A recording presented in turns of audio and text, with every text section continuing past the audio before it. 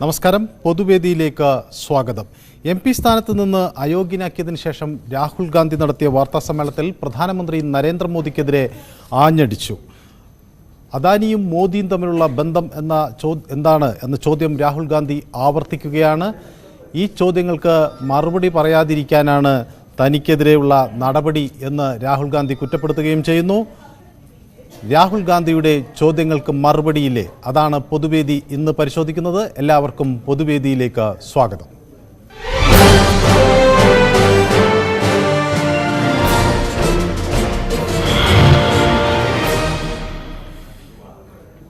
പൊതുവേദിയിൽ ആദ്യ കോളർ മുഹമ്മദ് മഞ്ചേരിയാണ്. മുഹമ്മദ് മഞ്ചേരി, എന്തു തോന്നുന്നു താങ്കൾക്ക്? രാഹുൽ ഗാന്ധിയുടെ ചോദ്യങ്ങൾക്ക് മറുപടി ഇല്ലേ? ആരാണ് സാറേ? നമസ്കാരം സാറേ. നമസ്കാരം. ആരാണ് മറുപടി പറയേണ്ടത്? പ്രധാനമന്ത്രിയോ അതോ മറ്റ് വേറെല്ലോരോ എന്നുള്ളത് വ്യക്തമായിട്ട് അറിഞ്ഞിട്ടില്ല. അപ്പോ പറയേണ്ടത് അവർക്ക് സമയം ആയിട്ടുണ്ടായില്ല എന്ന് വരും. അതല്ലെങ്കിൽ പറയേണ്ട സമയം നേരം ദിവസം വേറെ പ്രഖ്യാപിക്കുമായിരിക്കും എന്നുള്ളതാണ് എനിക്ക് തോന്നുന്നത്. അതല്ലെങ്കിൽ ഇപ്പോ ഇതുവരെ അയാള് പറഞ്ഞല്ലോ, അതിനെ സംബന്ധിച്ചൊന്നും ഒരു മറുപടി കണ്ടില്ല. അപ്പൊ അത് സാധാരണ ഗതിയിൽ ഇനി നാളെ മറ്റന്നാളെ വൈകുന്നേരോ എപ്പോഴേലും പറയുമായിരിക്കും എന്നുള്ളതാണ് എനിക്ക് പറയാനുള്ളത്. വളരെ നന്ദി ശ്രീ മുഹമ്മദ് മഞ്ചേരിയിൽ നിന്ന് വിളിക്കുകയും ഈ അഭിപ്രായം പങ്കുവയ്ക്കുകയും ചെയ്തതിന്. ജിതിൻ വിളിക്കുന്നുണ്ട്. ജിതിൻ പാലക്കാട് നിന്ന്. ജിതിൻ, രാഹുൽ ഗാന്ധിയുടെ ചോദ്യങ്ങൾക്ക് മറുപടി ഇല്ലേ? മറുപടിയിൽ നിന്ന് ഒഴിഞ്ഞു മാറുകയാണോ പ്രധാനമന്ത്രിയും സർക്കാരും? അതായത് രാഹുൽ ഗാന്ധി ചോദിച്ചിരിക്കുന്ന ചോദ്യങ്ങൾ ഓഹരി വിപണിയുമായി ബന്ധപ്പെട്ട പല കാര്യങ്ങളാണ്. അതിന് നമ്മുടെ രാജ്യത്ത് സെബി പോലെയുള്ള സംവിധാനങ്ങളുണ്ട്. അവരത് കാര്യങ്ങൾ അന്വേഷിക്കുകയും എല്ലാം ചെയ്യുന്നുണ്ട്. വാസ്തവത്തില് ഇന്നിപ്പോ ഒരു കോടതി വിധിയിലൂടെയാണ് മറ്റേ രാഹുൽ ഗാന്ധിയുടെ MP സ്ഥാനം നഷ്ടപ്പെട്ടിരിക്കുന്നത്. അതിന് ഒരു ബന്ധവുമില്ല. അതായത് അതിന് വെറും രാഷ്ട്രീയമായിട്ട് ഉപയോഗിക്കണം. കാരണം അത് കോടതി വിധിയിലൂടെ വന്നതാണ്. അതിന് മറികടക്കാൻ അദ്ദേഹത്തിന് മേൽക്കോടതിയെ സമീപിക്കാം.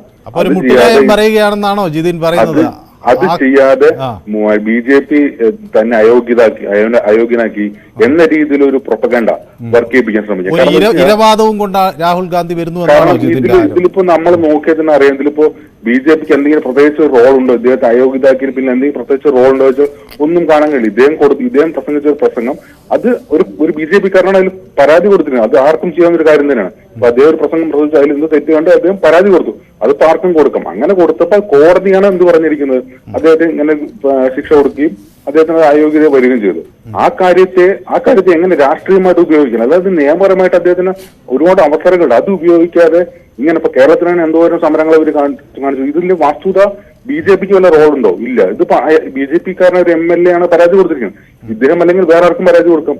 ആർക്കും പരാതി കൊടുക്കാന്ന കാര്യം കോടതി വിധിയാണ്. ഇതിപ്പോ കോടതി വിധി വന്നതിന് അഭിപ്രായം പങ്കുവച്ചതിന്. വടകരയിൽ നിന്ന് ബാലകൃഷ്ണൻ ചേരുന്നു. ശ്രീ ബാലകൃഷ്ണൻ, ഇപ്പോഴൊരു പ്രേക്ഷകൻ പറഞ്ഞത് രാഹുൽ ഗാന്ധി അനാവശ്യമായ ഒരു ഇരവാദം മുന്നോട്ട് വെക്കുകയാണ് എന്നതാണ്. ബാലകൃഷ്ണൻ എന്താണ് തോന്നുന്നത്? ഇതൊരു ഇരവാദമാണോ അതോ രാഹുൽ ഗാന്ധി തന്റെ ചോദ്യങ്ങൾക്ക് മറുപടി ആഗ്രഹിക്കുന്നു, അത് കിട്ടാത്ത സാഹചര്യത്തിൽ അദ്ദേഹത്തെ വേട്ടയാടുന്നു എന്നാണോ? കേൾക്കാമോ സാർ? സത്യം പറഞ്ഞാൽ രാഹുൽ ഗാന്ധിക്ക് ഇത് കോടതി വിധിക്ക് മേൽക്കോടതിയും സുപ്രീം കോടതിയും ഹൈക്കോടതിയും ഒക്കെ ഇല്ലേ? അദ്ദേഹത്തിന് അങ്ങനെ പോവാം. ഇത് മൊത്തത്തിൽ ഇന്ത്യൻ രാഷ്ട്രീയത്തിലെ എല്ലാ പ്രതിപക്ഷ കക്ഷികളും ഒരു ഇരവാദമായിട്ട് ഉപയോഗിക്കുകയാണ്. ഇത് വളരെ ദോഷം ചെയ്യുന്നുണ്ട്. കാരണം പല അതിക്രമങ്ങളും ചെയ്ത സ്റ്റേറ്റുകളിലെ അന്വേഷണവും കാര്യവും പുരോഗമിച്ച് മുന്നോട്ട് പോവുക. അപ്പോ രാഹുൽ ഗാന്ധിനെ പോലെ ഒരു ദേശീയ നേതാവ് രാജ്യത്ത് രാജ്യദ്രോഹ പ്രവർത്തനം ചെയ്യുന്ന പല സർക്കാരുകളും നമ്മുടെ രാജ്യത്തിൽ, പ്രത്യേകിച്ച് നമ്മുടെ സംസ്ഥാനത്ത് തന്നെ വലിയൊരു അന്വേഷണം നടന്നുകൊണ്ടിരിക്കുക. അപ്പൊ ആ ഇരവാദത്തിൽ ആ സർക്കാരിനും കൂടിയും രാഹുൽ ഗാന്ധി ഒരു സപ്പോർട്ട് ചെയ്യുകയാണ്, അറിഞ്ഞോ അറിയാതെയോ. അപ്പൊ അതുകൊണ്ട് ഇത് കോൺഗ്രസിന് വലിയ ദോഷം ചെയ്യും. കാരണം കോടതിയല്ലേ ഇത്, സർക്കാർ അല്ലല്ലോ ചെയ്തത്. മേൽക്കോടതിയിൽ പോയിട്ട് അദ്ദേഹം നിരപരാധിയാണ് അല്ലെങ്കിൽ അദ്ദേഹത്തിന് അയോഗ്യമാക്കാനുള്ള അർഹതയില്ല എന്ന് തെളിയിച്ചു വരട്ടെ. അതല്ല ഇതിന്റെ അന്തസ്സ്. അല്ലാതെ രാജ്യത്ത് ഭരിക്കുന്ന ഗവൺമെന്റിന് എപ്പോഴും ഇരവാദം നന്ദി. താങ്കളുടെ അഭിപ്രായം പങ്കുവെക്കുകയും ഇങ്ങോട്ട് വിളിക്കുകയും ചെയ്തതിന്. കാസർഗോഡ് നിന്നൊരു പ്രേക്ഷകൻ ചേരുന്നുണ്ട്. ജിജോ, താങ്കൾക്ക് എന്ത് തോന്നുന്നു? രാഹുൽ ഗാന്ധിയുടെ ഈ ആരോപണം അത് അദ്ദേഹം ഒരു ഇരവാദം വെറുതെ മുന്നോട്ട് വെക്കുക മാത്രമാണോ അതോ സ്വാഭാവികമായ ഒരു പ്രതികരണമാണോ? അല്ല, രാഹുൽ ഗാന്ധി ഒരു ഇരവാദവും മുൻപോട്ട് വെക്കുന്നതല്ല. കാരണം രാഹുൽ ഗാന്ധി 2 പ്രാവശ്യമാണ് പാർലമെന്റിൽ സംസാരിക്കാൻ സ്പീക്കർക്ക് കടലാസ് കൊടുത്തത്. എന്തുകൊണ്ടാണ് സംസാരിക്കാൻ ഇടവരുത്താത്തത് എന്ന് അവിടുത്തെ മന്ത്രിമാർ 7 പേരാണല്ലോ രാഹുൽ ഗാന്ധിയെ അവിടുന്ന് പ്രസംഗിക്കാൻ ഇടവരുത്താതെ അവിടെ പാർലമെന്റ് തടസ്സപ്പെടുത്തിയത് എന്തുകൊണ്ടാണ്? രാഹുൽ ഗാന്ധി പറഞ്ഞ 2019 ഈ 19 കേസ് രണ്ടാമത് ഈ കൊടുത്ത ഹർജിക്കാരൻ തന്നെ അത് കോടതിയിൽ സ്റ്റേ ഓർഡർ മേടിച്ചിരുന്നു. ഹർജിക്കാരൻ തന്നെ നീരജ് മോഡി, ലളിത് മോഡി, നരേന്ദ്രമോദി എന്ന് സമുദായത്തിന് എന്നല്ല പറഞ്ഞത്. ഈ 3 പേർ എന്തുകൊണ്ട് കള്ളൻ എന്ന ഈ മോദി എന്ന വാക്ക് വന്നു എന്നേ പറഞ്ഞിട്ടുള്ളൂ. അവിടെ ഇപ്പൊ ഈ അദാനിക്കെതിരെ സംസാരിക്കുന്നത് കൊണ്ടാണ് പ്രധാനമന്ത്രിക്ക് വാക്കുകളില്ല, പറയാനൊരു ഇതില്ല. അതുകൊണ്ടാണ് ഇപ്പൊ അദാനിയെ കുറിച്ച് മറുപടി പറയാനില്ലാത്തത് കൊണ്ടാണ് ഇങ്ങനെ മറുപടി പറയാനില്ല. അതുകൊണ്ടാണ് ഇത് ഞാൻ ചോദിക്കട്ടെ, ലക്ഷദ്വീപ് എംപിയുടെ ഒരു ഇത് വന്നിട്ട് ലക്ഷദ്വീപ് എംപിയെ പെട്ടെന്ന് അയോഗ്യ ഇറക്കല്ലോ, പിന്നെ കോടതി സ്റ്റേ ചെയ്തിട്ട് എന്താ തിരിച്ചെടുക്കാത്തത്? ആയിക്കോട്ടെ, ഏതായാലും അങ്ങയുടെ അഭിപ്രായം പങ്കുവച്ചതിന് വളരെ നന്ദി. മറ്റൊരു പ്രേക്ഷകൻ കൂടി ചേരുന്നുണ്ട്, ചങ്ങനാശ്ശേരിയിൽ നിന്ന് അജയ്കുമാറിന് എന്ത് തോന്നുന്നു? ഇത് ഒരു രാഷ്ട്രീയ നീക്കമായിട്ടാണോ തോന്നുന്നത് രാഹുൽ ഗാന്ധിയുടെ ഈ ചോദ്യങ്ങൾ? അനുബന്ധമായിട്ടൊരു കാര്യം കൂടി പറയാം. 2014 ഈ ആദ്യ ഒന്നാം BJP സർക്കാർ വരുന്നത്. 2013 രാഹുൽ ഗാന്ധിയും അമ്മയും ഉൾപ്പെടെ ഉള്ള ഒരു തട്ടിപ്പ് കേസ്, അതായത് ഹെറാൾഡ് തട്ടിപ്പ് കേസ് പോലീസിലെത്തുന്നതും തുടർന്ന് കോടതിയിലെത്തുന്നത്. കോടതിയിൽ എത്തിയിട്ട് 2014 ആ കേസ് വിളിക്കുന്നു, അദ്ദേഹത്തെ കോടതിയിൽ ഹാജരാകാൻ പറയുന്നു. ആ കേസ് ക്വാഷ് ചെയ്യാൻ സുപ്രീം കോടതി പോകുന്നു. സുപ്രീം കോടതി അതിനകത്തിൽ പ്രഥമ ദൃഷ്ട്യാ തെളിവുണ്ടെന്നുള്ള അടിസ്ഥാനത്തിൽ തിരിച്ച് വിചാരണ കോടതിയിലേക്ക് വിടുന്നു. അവർ നേരിട്ട് ജാമ്യം എടുക്കുന്നു. ഇന്ന് അവർ സാമ്പത്തിക ക്രിമിനൽ കേസിൽ ജാമ്യത്തിൽ നിൽക്കുകയാണ് രാഹുൽ ഗാന്ധിയും അമ്മയും. അപ്പൊ ഞാൻ ചോദിക്കുന്നത്, അത് അദാനി വിഷയമാണോ? അതുപോലെ തന്നെ 2019 ഇദ്ദേഹം വിളിച്ചു പറഞ്ഞ ഒരു എന്താണ് പറയുന്നത്, നെറുകേടെന്ന് തന്നെ പറയണം. നെറുകേടിന് ആ സമുദായത്തിൽപ്പെട്ടവർ കൊണ്ടുകൊടുത്ത ഒരു കേസിന് 2023 വിധി വരുമ്പോൾ അത് അദാനിയുടെ പുറത്ത്. ഓക്കെ, ഇനി അദാനിയും അപ്പൊ ഇതൊക്കെ ഒരു മുടന്തൻ ന്യായങ്ങളാണ് എന്നാണ് താങ്കളുടെ അഭിപ്രായം? വിഷയം എന്താണ്? വെറും മുടന്തൻ ന്യായമാണ് അദ്ദേഹം പറയുന്നത്. ഏതായാലും വളരെ നന്ദി അജയ്കുമാർ. മറ്റൊരു പ്രേക്ഷകൻ കൂടി ഇപ്പോൾ നമുക്കൊപ്പം ചേരുന്നു. തൃശ്ശൂരിൽ നിന്ന് ജോർജ് ആണ്. ജോർജ്, തൃശ്ശൂരിൽ എവിടെ നിന്നാണ് വിളിക്കുന്നത്? തൃശ്ശൂർ ചൂര്. ഈ രാഹുൽ ഗാന്ധിയുടെ വാർത്താ സമ്മേളനമൊക്കെ കേട്ടോ? രാഷ്ട്രീയം നിരീക്ഷിക്കുന്ന ആളാണോ എന്ന് തോന്നുന്നു. എന്താണ് രാഹുൽ ഗാന്ധി പറയുന്നതിൽ എന്തെങ്കിലും വാസ്തവമുണ്ട് എന്ന് താങ്കൾക്ക് തോന്നുന്നുണ്ടോ? വാസ്തവമുണ്ട്, പക്ഷെ അതിൽ കാര്യമില്ല. കോടതിക്കെതിരെ വാസ്തവമുണ്ട്, പക്ഷെ കാര്യമില്ല.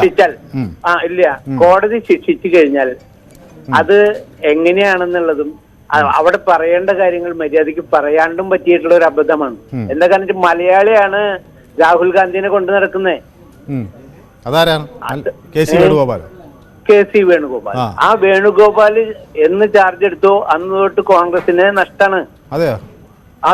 അങ്ങനെ വേണുഗോപാൽ നമ്മുടെ ഒരു നേതാവല്ലേ? അദ്ദേഹത്തെ ആ വേണുഗോപാൽ നേതാവാണെന്ന് പറഞ്ഞിട്ട് കാര്യമില്ല. ഞാൻ പറഞ്ഞു തരാം. എന്നിട്ടാന്ന് വെച്ചാൽ ഇവിടെ നടന്ന സംഭവം, ഞാൻ മെമ്പർഷിപ്പിന് അപ്ലൈ ചെയ്തു. മെമ്പർഷിപ്പ് തന്നില്ല.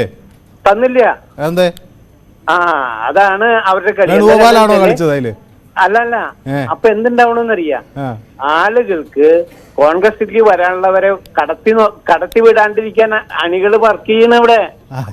അത്ര പേർക്ക് ജനങ്ങള് കോൺഗ്രസിലുണ്ട്. അതേപോലെ തന്നെ നല്ലൊരു ഉപദേശം കൊടുക്കണം.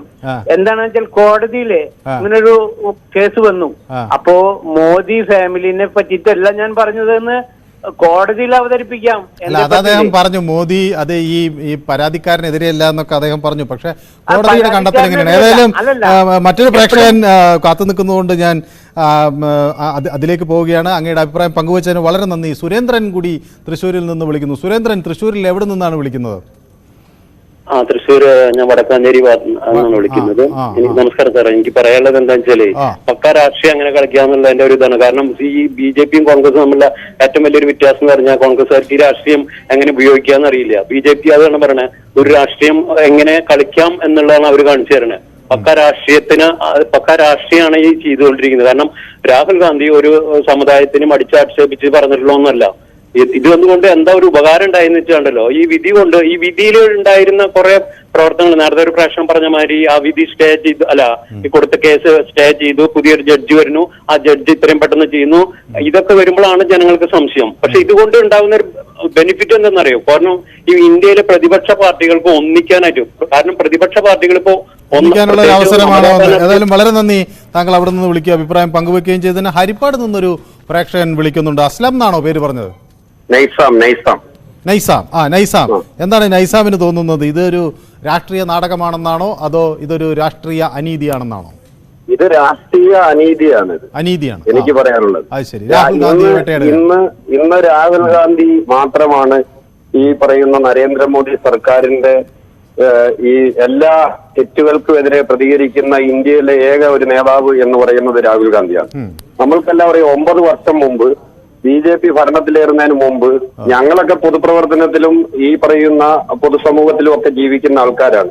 ഈ അദാനി എന്ന് പറയുന്ന ആളാണ് അല്ലേ?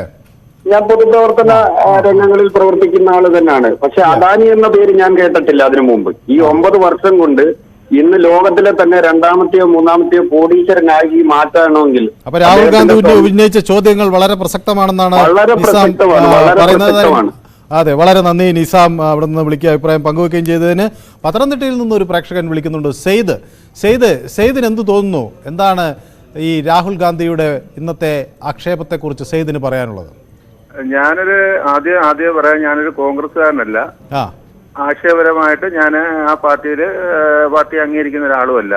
പിന്നെ കോൺഗ്രസ്സുകാരനല്ല എന്ന് പറഞ്ഞാൽ BJP-കാരനാണോ?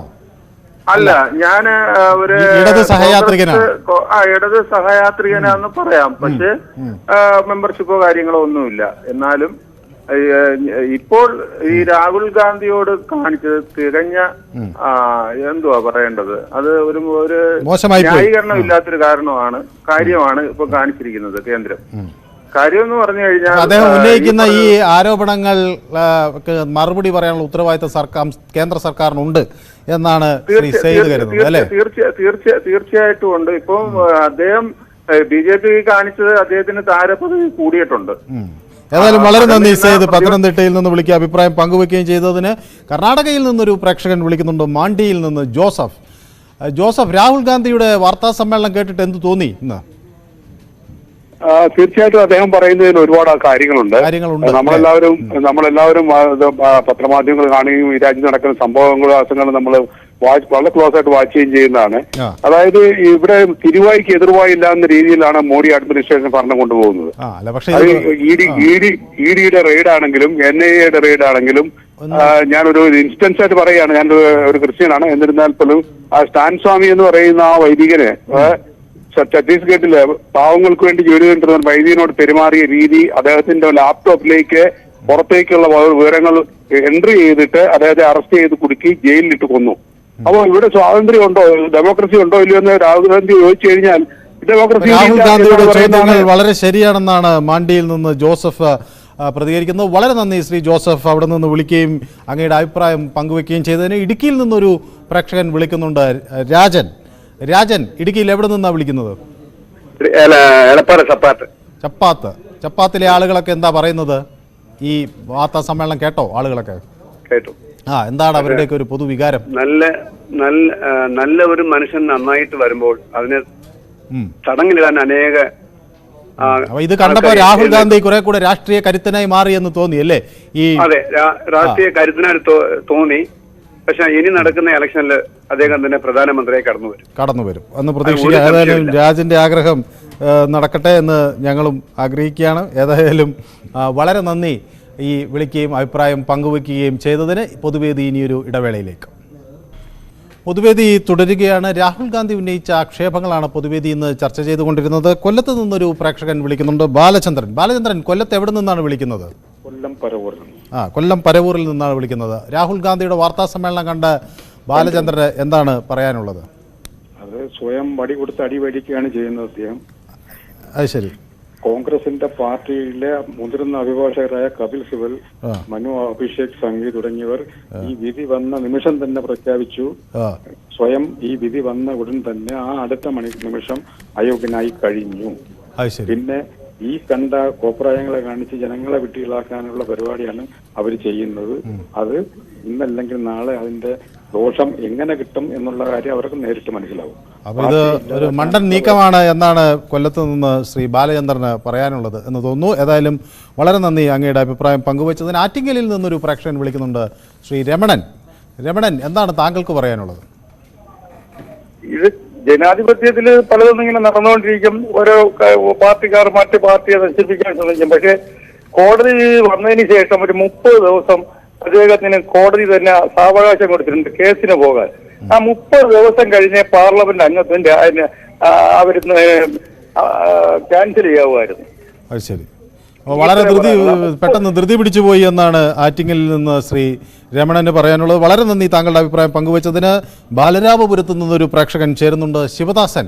ശിവദാസൻ, എന്തു തോന്നുന്നു ഈ രാഹുൽ ഗാന്ധിയുടെ വാർത്താസമ്മേളനവും അദ്ദേഹത്തിന്റെ ആക്ഷേപവും ഒക്കെ കേട്ടപ്പോൾ? ശിവദാസൻ എന്താണ് തോന്നിയത്?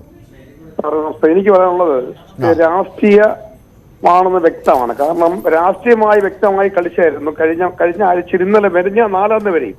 പക്ഷെ ഇപ്പൊ ഒരു വ്യക്തിപരമായ രാഷ്ട്രീയം അവർ കൊണ്ടെന്നുള്ള തെളിവാണ്. കാരണം 1 മാസം ഒരു വിധിയെ പ്രഖ്യാപിച്ചു, 1 മാസം സാവകാശം കൊടുത്തു. അങ്ങനെക്ക് മുൻകൂർ ജാമ്യം എടുക്കാനോ അല്ലെങ്കിൽ അതിനുവേണ്ടി ഉള്ള സമയം കൊടുത്തു.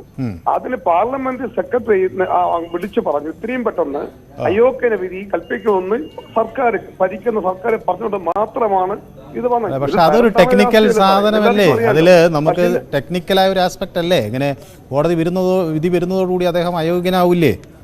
ആവും സാറേ. 1 മാസം സമയം കൊടുത്തു സാറേ. അത് നമ്മൾ ചിന്തിക്കണം. കുറച്ചും കൂടി സമയം കൊടുക്കണമെന്നാണ്.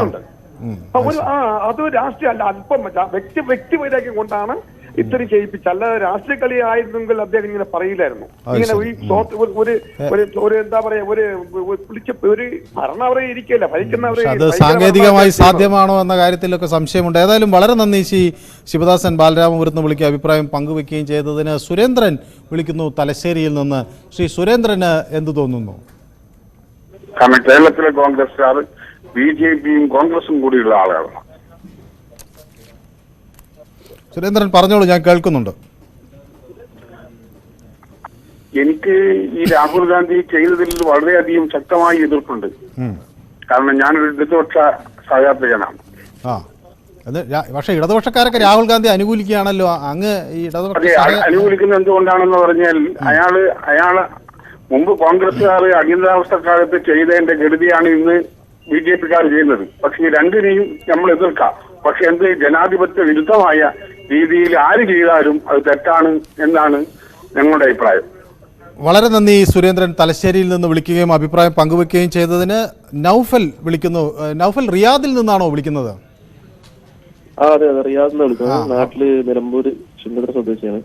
നിലമ്പൂർ സ്വദേശിയാണ്. റിയാദിൽ ഇരുന്നാണോ ഈ രാഹുൽ ഗാന്ധിയുടെ വാർത്താ സമ്മേളനം കണ്ടത്? എന്ത് തോന്നുന്നു രാഹുൽ ഗാന്ധി പറയുന്നത്?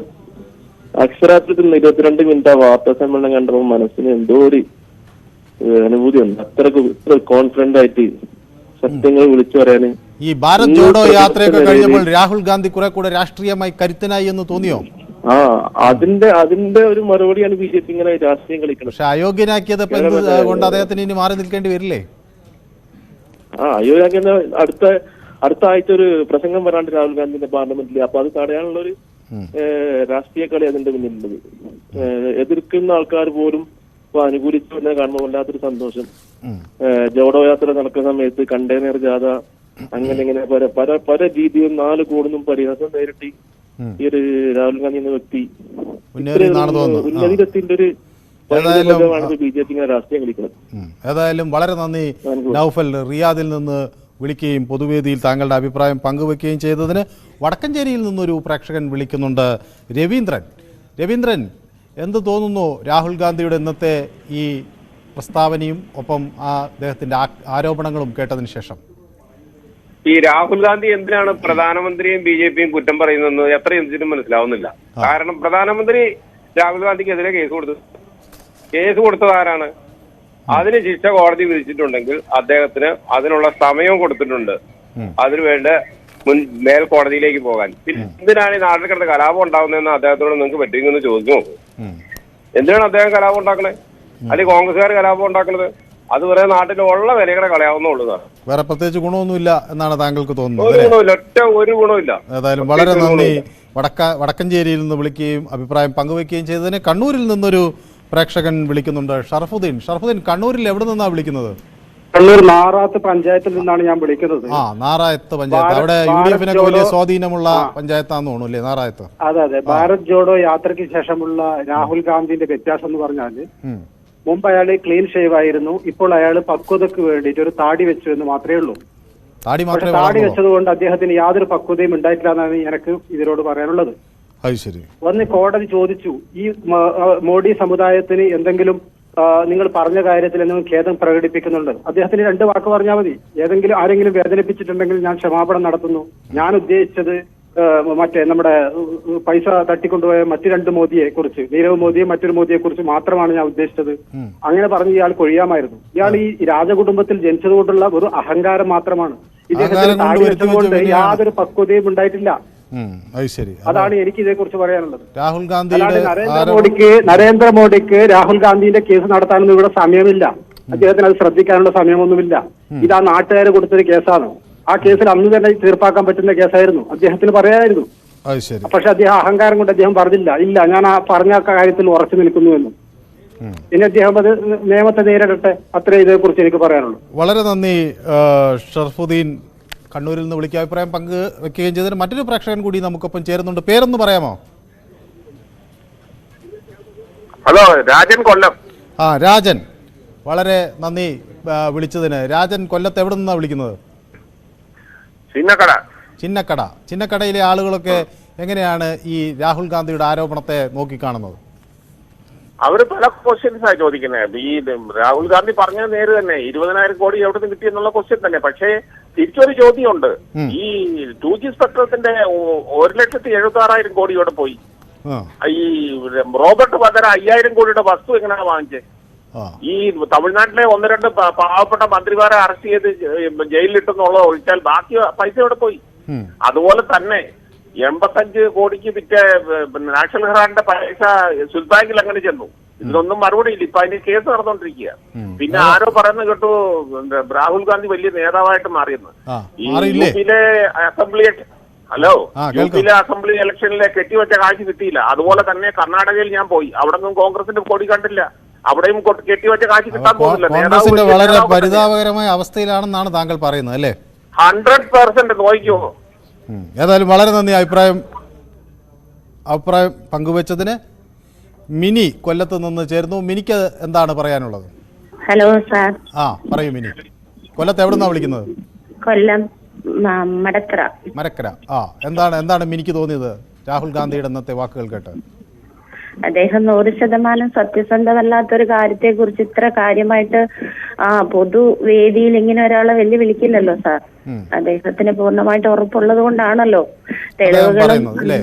ഏതായാലും രാഹുൽ ഗാന്ധിക്കൊപ്പമാണ് കൊല്ലത്ത് നിന്നുള്ള മിനി. ഏതായാലും വളരെ നന്ദി മിനി, അവിടെ നിന്ന് വിളിക്കുകയും അഭിപ്രായം പങ്കുവെക്കുകയും ചെയ്തതിന്. പൊതുവേദി ഇവിടെ സമാപിക്കുന്നു. നാളെ മറ്റൊരു വിഷയവുമായി വീണ്ടും കാണാം. നന്ദി.